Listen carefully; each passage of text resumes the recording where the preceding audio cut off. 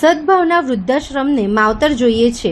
સદભાવના વૃદ્ધાશ્રમ દ્વારા આજ રોજ પત્રકાર પરિષદનું આયોજન કરવામાં આવ્યું હતું, જેમાં તેઓ દ્વારા જણાવવામાં આવ્યું હતું કે 30 એકર ક્ષેત્રમાં ફેલાયેલું આશ્રમ વૃદ્ધોને તેમજ કેન્સરગ્રસ્ત દર્દીઓને શારીરિક બીમારી ધરાવતા વડીલોની નિઃશુલ્ક પ્રવેશ આપવામાં આવે છે।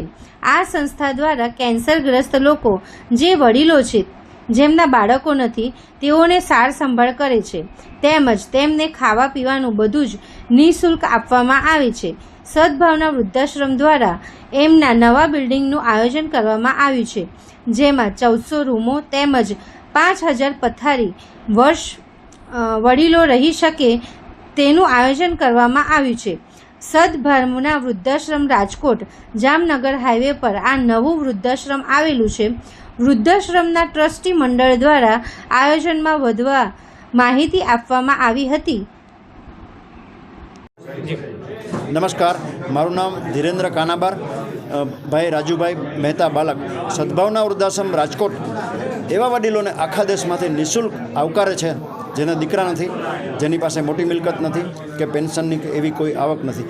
ગમે એટલી બીમારી હોય, કેન્સરગ્રસ્ત હોય, આંખો વહી ગઈ હોય, પગ કપાઈ ગયા હોય, હાથ કપાઈ ગયા હોય, કિડની ખરાબ થઈ ગઈ હોય કે એ બેભાન અવસ્થામાં હોય, આવા વડીલોને પણ આ સંસ્થા નિઃશુલ્ક આવકારે છે। સંસ્થા દ્વારા નવો વૃદ્ધાશ્રમ અત્યારે બની રહ્યો છે। એક બિલ્ડિંગ ઓલરેડી ચાલુ થઈ ગયું છે, જેમાં ટોટલ 5000 વડીલો રહી શકશે। 1400 રૂમ, 75 વીઘા જમીનમાં 500 કરોડને ખર્ચે આ વૃદ્ધાશ્રમ બની રહ્યો છે। આપ સર્વને નમ્ર પ્રાર્થના, એકવાર જરૂરથી સંસ્થાની મુલાકાતે પધારજો।